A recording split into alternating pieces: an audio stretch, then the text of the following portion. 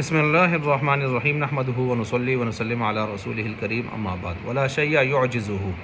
عقیدہ نمبر 3، متن عقیدہ طحاویہ، عقیدہ نمبر 3، کوئی بھی چیز اس کو عاجز نہیں کر سکتی۔ ولا شیء یعجزہ، اللہ تعالیٰ کی ذات کو عاجز نہیں کر سکتی۔ دیکھ لیجئے کہ قرآن کریم میں بہت سارے ایسے الفاظ جو اللہ تعالیٰ کی اس صفت کو بیان فرما رہے ہیں۔ مثلا ان اللہ علی کل شیء قدیر واللہ علی کل شیء قدیر، اللہ ہر چیز پر قادر ہے۔ جو قادر ہوتا ہے، قادر مطلق ہوتا ہے، اس کو کوئی چیز عاجز نہیں کر سکتی۔ یہ قادر مطلق کی بنیادی خاصیت ہے، خصوصیت ہے۔ اسی طرح فعال لما یرید، کر گزرتا ہے وہ جو ارادہ کرتا ہے۔ تو یہ طاقت، یہ شان جس کی ہوتی ہے، اس کو کائنات کی کوئی چیز عاجز نہیں کر سکتی۔ ولا یخاف عقباہا، کائنات میں بڑی سے بڑی طاقتیں بھی اگر کسی کو تاراج کرتی ہیں، پامال کرتی ہیں، تو وہ ڈرتی ہیں کہ کہیں میرے اوپر دوبارہ یہ الغار نہ ہو جائے، ریئیکشن نہ ہو جائے۔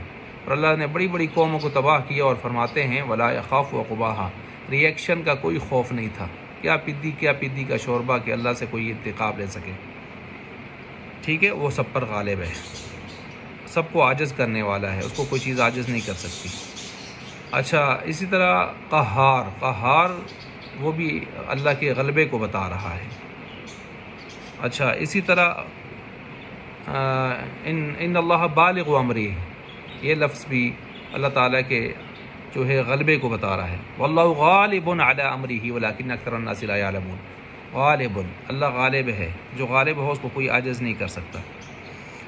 مقتدر فی عزیز مقتدر ذات ہے اللہ تعالیٰ کی، اس کو قادر ہے ہر چیز پر، اس کو کوئی جو ہے پست نہیں کر سکتا، عاجز نہیں کر سکتا۔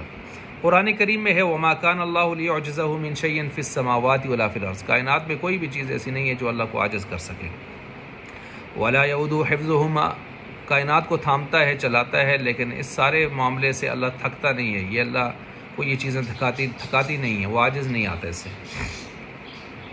ٹھیک ہے، اچھا، اب یہاں پر یہ تو میں نے عقیدے سے متعلق بات کر لی۔ اب یہاں ایک اصول بھی ذہن میں رکھ لیں کہ اللہ تعالیٰ کی صفات دو طرح کی ہیں، ایک ایجابی ہیں، ایک سلبی ہیں۔ ایجابی جو صفات ہیں ان کو تفصیلاً بیان کیا جاتا ہے، اور سلبی جو ہیں ان کو اجمالاً، اور ترتیب بھی ایسی ہونی چاہیے، کیونکہ سلبی کو اگر آپ تفصیلاً بیان کریں گے تو اس میں بسا اوقات بے ادبی کا عنصر آ جاتا ہے، اس لیے سلبی کو اجمالاً ہی بیان کرنا بہتر ہے۔ مثلاً اس کی مثال لے لیں، اللہ تعالیٰ کی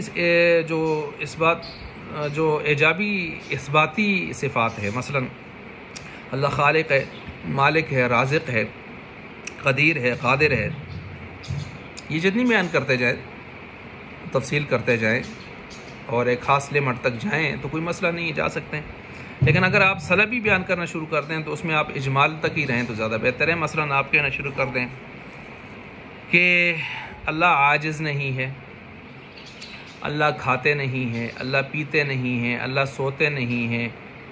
ٹھیک ہے، تو اب اس طرح کی جو صفتیں ہیں نا، یہ صفتیں ٹھیک ہے، آپ توحید کے اظہار کے لیے کامل انداز میں کر سکتے ہیں بیان، لیکن اجمالاً اب ان کی تفصیل آپ گہرائی میں جانا شروع کر دیں تو بظاہر یہ صفتیں ان میں بے ادبی کا ایسا عنصر نظر آ رہا ہوتا ہے۔ یہ صحیح ہے نا، اس کو آپ یوں سمجھیں، ایک انسان ہو، اگر آپ اس کو یوں کہنا شروع کریں کہ آپ عالم ہیں، آپ مفتی ہیں، ڈاکٹر ہیں اور آپ انجینئر ہیں، تو ٹھیک ہے، ان کی صفات ہو رہی ہیں، اگر ان میں وہ صفات موجود ہیں تو صفتیں بیان ہو رہی ہیں، ایجابی ہیں۔ لیکن آپ اس کو یوں شروع کر دیں آپ جاہل نہیں ہیں، آپ متکبر نہیں ہیں، آپ گندے نہیں ہیں، آپ بغیرت نہیں ہیں، آپ کمینے نہیں ہیں، تو بھائی وہ کہے گا انسان کے بچے بنو یار، یہ کس قسم کی باتیں کرتے ہو؟ تو آپ کہیں گے میں تو آپ کی صفتیں بیان کر رہا ہوں۔